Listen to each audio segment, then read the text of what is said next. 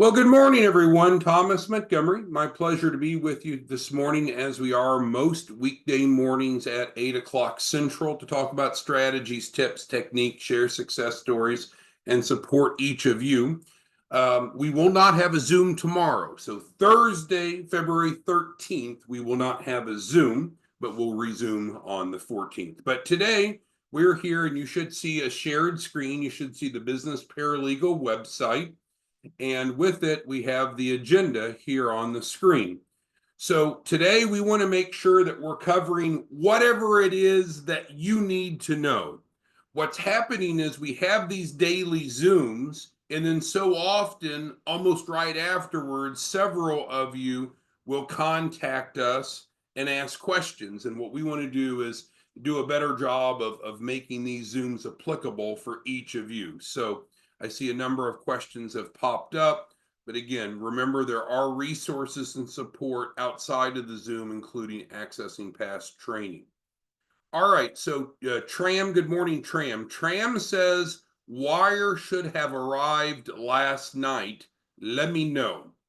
All right, Tram, what would that wire be for? For individual discussions, it may be better to have it offline, but Tram, what do you want to share with 628 people this morning about a wire? Let me know if you think this is well suited for 628 people, or Tram, if we should address it individually.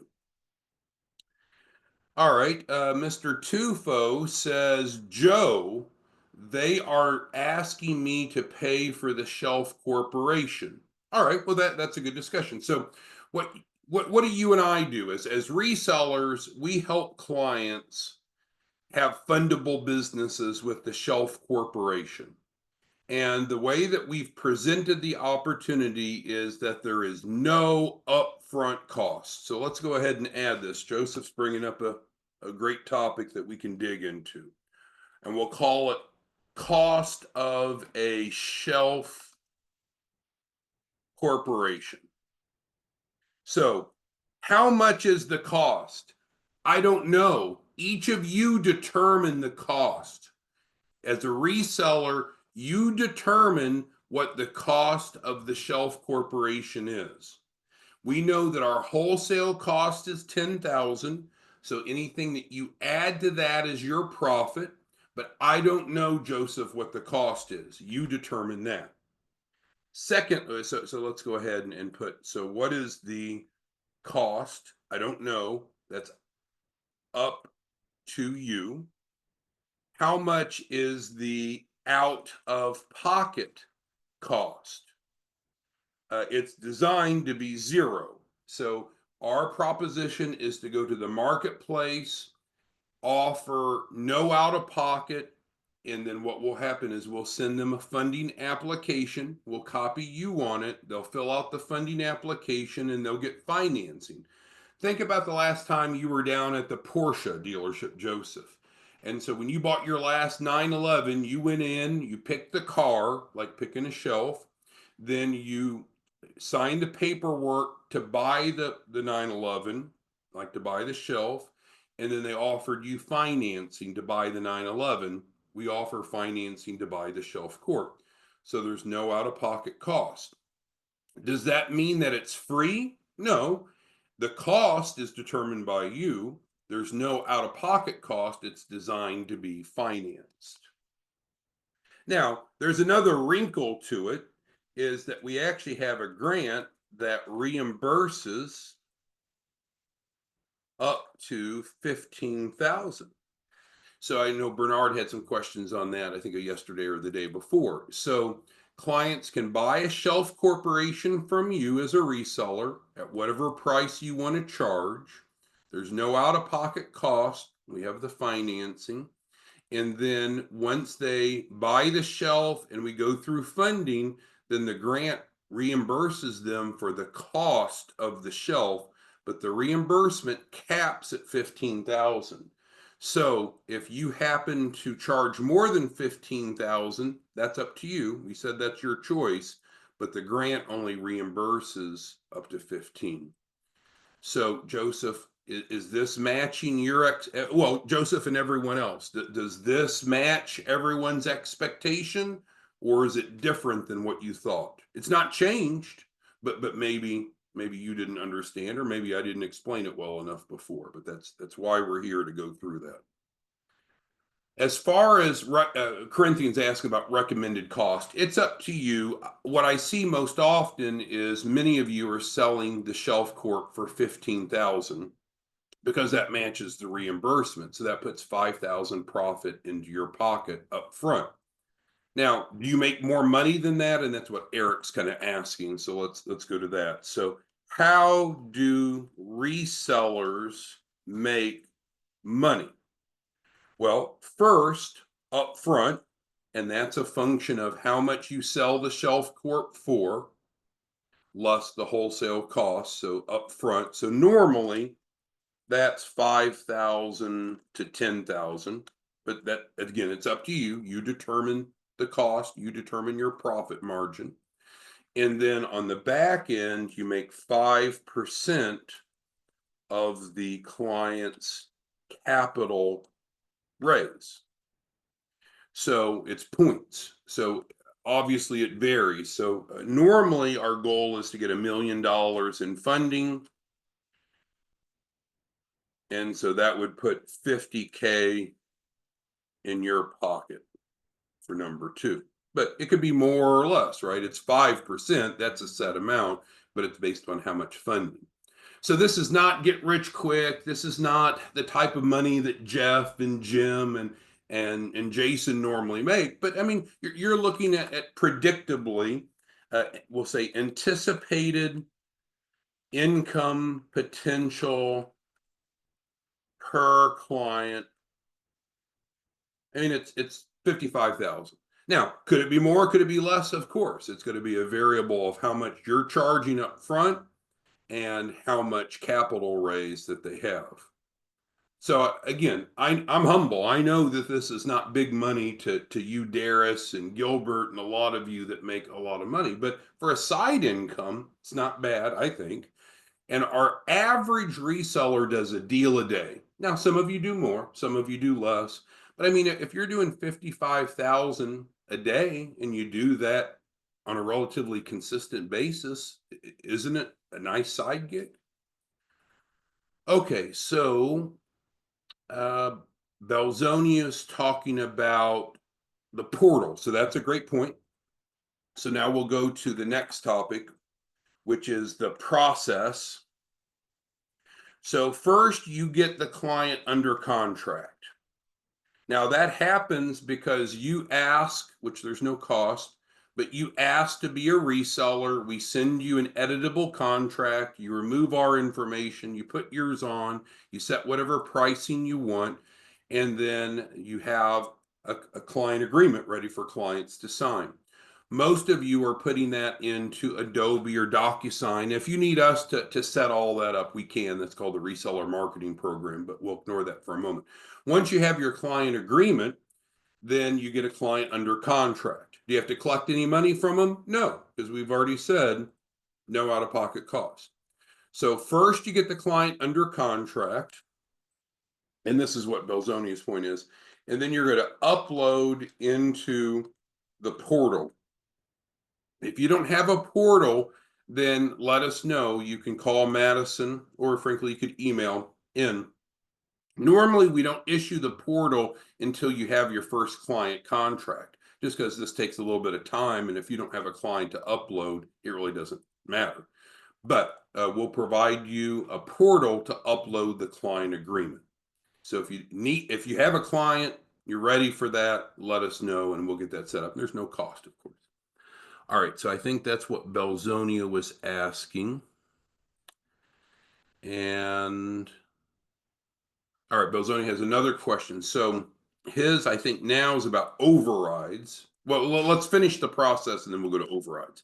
So you upload into the portal and then we'll send finance application to the client. We'll copy you. Madison will call them to make sure they have it and prompt them, help them complete it. So then what's going to happen? Then the client's going to get offers. And oh my gosh, I mean, we're seeing some crazy good offers. The marketplace, and I'm not political, but since the new presidency has come in and things are stabilized, we're seeing some crazy good offers. And maybe on Friday I can give you some real examples of the type of offers we're seeing. So the offer is meant to at least cover the cost of whatever you're selling the Shelf Corp for, but often it gives them extra money for working capital. So then the client gets offers. So um, client selects. So then the client receives money. Client pays you for shelf. So there's the simple process. Okay, so then the next question we had was overrides, and we've talked about overrides a couple times. There's a fairly recent training on the portal that talked about being a broker. There's not a different contract. The broker is just more of a role, not a title. It's not a different relationship with us. But the way that we've set up overrides is great. The overrides, quite simply, are 5K up front and 5% on back end. So we're not MLM, we're not network marketing, but what this allows you to do is if you run into other people that want to be a reseller, then they get their normal income, which is determined, of course, from the upfront and the 5%. And then in addition to that, you also get 5,000 upfront and you also get 5 on the back end. So hopefully that answers your question, Belzonia. Okay, so Raymond asks, what is the fee for a client that just want the grant? I don't know what that means. So is there a grant? Yes. The grant reimburses the purchase price of the Shelf Corp after they've gone through funding up to 15,000. So we've covered that. Raymond, I don't understand your question. I feel like that you're interpreting this differently or maybe wrongly, so I don't know how to answer it. But you can ask the question differently and I'll try. All right, Jason brings up a good point. So when we talk about these Shelf Corps, and so this is Business Paralegal's website, just a brief introduction. There's not much detail there, but I was just pointing to it for whatever reason. So the basic Shelf Corporation that we deliver to a client is providing a fundable business. So it has what's needed, and typically they don't have that. So it's an entity that's in good standing, it's in their name at the state and federal level. Business plans is already developed and included financial projections, the EIN, of course. We include the collateral. If they have shitty credit, we'll help them with their credit for free. So it's that business in a box that most people don't have. But when you have a business in a box, it has to be set up for some specific amount because, Jason, you're very knowledgeable. And what we realize is that this is real money. This is not monopoly where we can just want things to happen. So it needs to be real. So the Shelf Corp comes set up ready for $100,000 capital raise. That's how it's designed. And that's important. So the business plan reflects that. The uses of funds reflects that. The repayment projections and repayment projections in the financials reflects that. So a Shelf Corp is set up for $100,000 capital raise. Can a client pursue more? Absolutely. Many of our clients do. So we're going to still deliver the Shelf Corp. Takes us about a week to get that into their hands. And then after that, then what we can do is then make the modifications necessary. We will help them. But we want to deliver what they paid for first, and then we can start making the modifications for whatever larger amount that they want. So it's an extra step, but it's fine to do. Oh, and that gets to Yolanda's question. So she says, well, what if they're wanting to do 1 million? Well, that's fine. So from your perspective, you really don't need to spend time vetting through, do they want 1 million or 2 million or 10 million or 1 trillion? It doesn't matter. What you're doing is selling a shelf corporation, and that's going to provide the platform for us to be able to go after whatever it is they want. So I never want to be disrespectful to any of you, but just keep it simple. Stay in your lane, if you will. So in other words, let them know that you can get them a shelf corporation, obviously represent it accurately. It's going to be set up for 100,000, and then our funding advisors will work with them to make the changes needed for a larger capital raise, and then step out of that role. That's something that we'll do. All right. Zahn asked about the seasoning, which is a adjective of the Shelf Corp. So the truth is we have lots of different types of Shelf Corps. Most of what we're selling is what you would consider a startup. According to the SBA vocabulary, a startup is any business that's 2 years or less in business. So most of what we do are startups. Now we have seasoned Shelf Corps that are older, that are more expensive. So here's the issue, and you can gouge people if you want, but I don't really feel comfortable with it. What we're doing for a normal shelf works. So do you need a 25-year-old Shelf Corp to get funding? You don't. Is it going to cost a hell of a lot more? It is.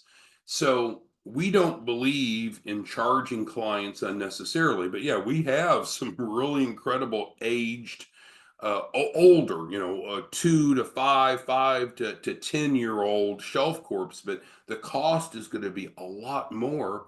And if they don't need that, why would you want to take people's money for something that they don't need? So I wouldn't recommend it. All right. Mr. Richard asked, what are the required steps? You're going to have to give me more context, Mr. Richard. I don't know. I've attempted to describe to you the steps for what we've discussed. You'd have to tell me what steps you're asking. Is it how to become a reseller? Well, just email us and then we'll send you the agreement. You edit it and you'll be open for business in probably 15 minutes, Mr. Richard. But I don't know what steps exactly you're asking for. All right, Jocelyn asked about pricing. Should she not charge less than 15,000? Well, it's entirely up to you. We monitor most closely what our top 10 resellers do. And I would say on average of our top reseller, well, a number of our resellers are just charging 10,000 up front. They're not even marking it up because they just want the money on the back end. So I'm not recommending that. I'm not suggesting that, but it's entirely up to you how much you want to make on the front end. The back end is locked, but it's up to you how much you want to make on the front end. All right, what other questions, comments? And this is great dialogue. We have different topics where we take a deep dive into different subjects, and you can go back and access those on our YouTube channel. But my primary goal today is I just want to make sure that when you leave today's Zoom, that you can go implement, right? Because that's the goal. We want to go help clients, and we want you to start getting paid today. I know that some of you just really are not of the mindset of being business developers, or you have excuses. And when I say excuses, I'm not making stabs, just there's some reason that you're not going to go sell a Shelf Corp today. And in your mind, you're just not going to go sell. So that's fine. I don't care. So you can still make money. So remember, we have the broker role. If you go look at our YouTube channel, you'll see that we have the broker role, and the broker role is where you make overrides, which we've talked about. And you can just simply focus on working with professionals that already, like loan brokers, they already have the people looking for funding. So there's no marketing necessary, right? The people that want the funding are already sitting there in line. If you start working with those professionals, then they can get paid and you get paid. It's the smartest way to go, in my opinion. And you don't have to be quote unquote sales. I was talking to, I'm terrible with names. I was talking to one of our resellers yesterday, Danielle. And Danielle's an angel, and she's got a college degree, lovely voice, but she's just really not wired to do sales. And so all of a sudden I realized she's looking for training on how to be a salesperson. And it's not that's not our role. As a reseller, we're assuming you know how to go resell or you'll go figure it out because that's kind of what you bring to the table. Our role is to provide the shelf corporations and get these clients funding, right? So I say it respectfully, if you're looking for sales strategies and sales assistance, that's your attribute, that's your asset, that's what you should be bringing. If you lack that knowledge, then just simply focus on the overrides, work with loan brokers that already have the clients, let them do the pitching, let them do the closing, frankly, let them do the work, and you still get the paid the same by just managing it. And again, you'll see a training, I think it was last Friday, on being a broker. That's what we're talking about when we're focusing on the overrides. All right. So Darius is asking about financing. So that's correct. So let's go back here. So we said what'll happen first is you'll get the client under contract. You'll upload the client contract into the portal. We're going to send a finance app to the client. We'll copy you, and then the client will get offers. And we're seeing some crazy good offers. If we didn't have the technological glitch this morning because of the storm, I would have pulled up some of the offers that we're seeing. We're seeing people get $200,000 to $300,000 of cash offers from this first tranche, which is obviously much more than they need just to pay for the shelf. Crazy good. The lending marketplace is alive and well. But Darius's point is, well, what happens if they don't get any offers? Well, that could happen, right? We don't see it too often, but it could happen, right? Because the funding from the shelf is going to happen once they own the shelf corporation. So just because they sign the contract, they don't get the shelf yet. They need to pay for the shelf, then they get the shelf. Like, go to a furniture store and say, hey, I really like that couch. Can I take it home and sit on it? And they're going to say, dude, you need to buy it and pay for it first, right? That's the way it works. You buy an asset and then you can use the asset. You buy a shelf corp and then we can use it for funding. Well, Darius's question is, well, if they haven't paid for it yet, they fill out the finance app. What happens if they don't get any offers? Not a problem. So we'll break that down. We have options for that. So let's look at scenarios. What could happen when they fill out an app? Most people will get approvals / offers, normally numerous, and they can pick the ones they want. That's the way it normally works. Doesn't always happen that way, but that's the way it normally works. So as long as the person is a responsible person, obviously they need to have borrowing capacity because they're coming to you to buy a shelf under credit.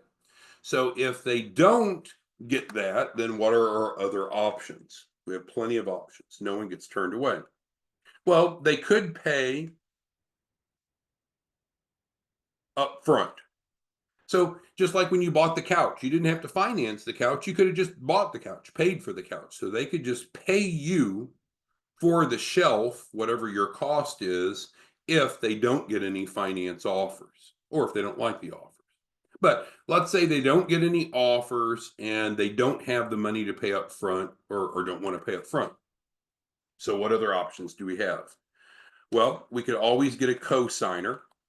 And either they could bring a co-signer or we could help find a co-signer. But a co-signer is a great option, someone that has managed their credit and money better, so we could reapply and get an approval. So that's a good option.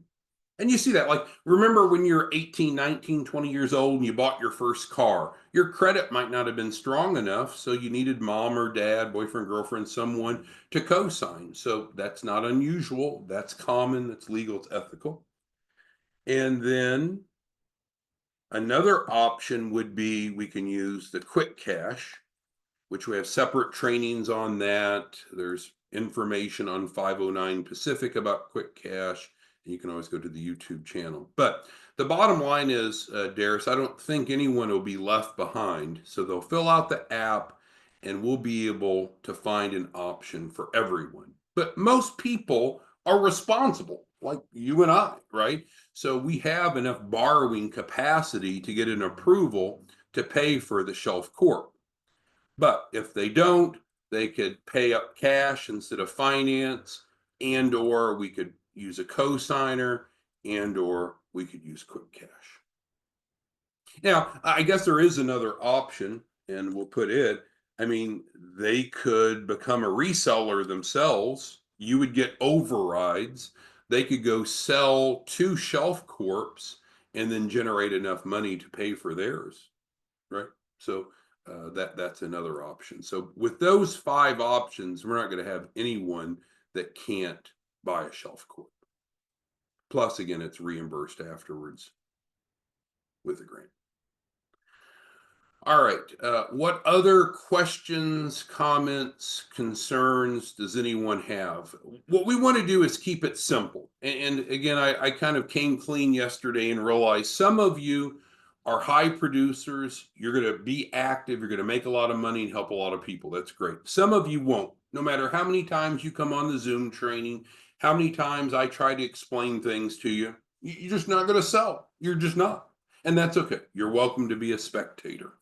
But for those of you that really want to go help people, for those of you that really want to build financial literacy and increase people's access to capital, for those of you that really do want to start making an adult income, what else can I do for you?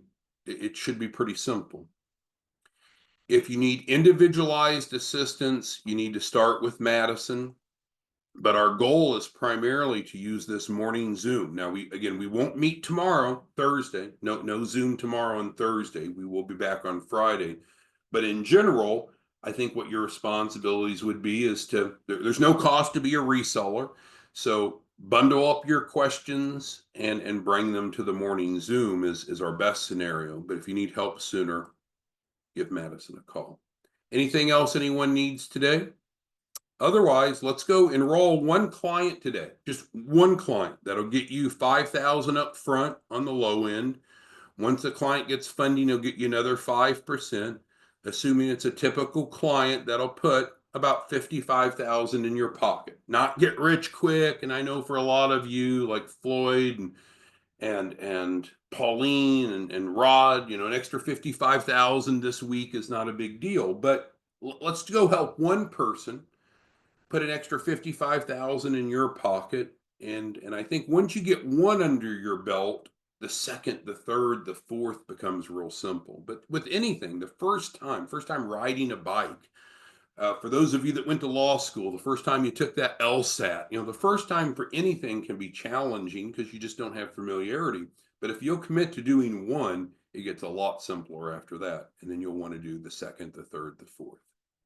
All right. Thanks, everyone. You have a great day. And no Zoom tomorrow on Thursday. We'll be back Friday. Bye-bye.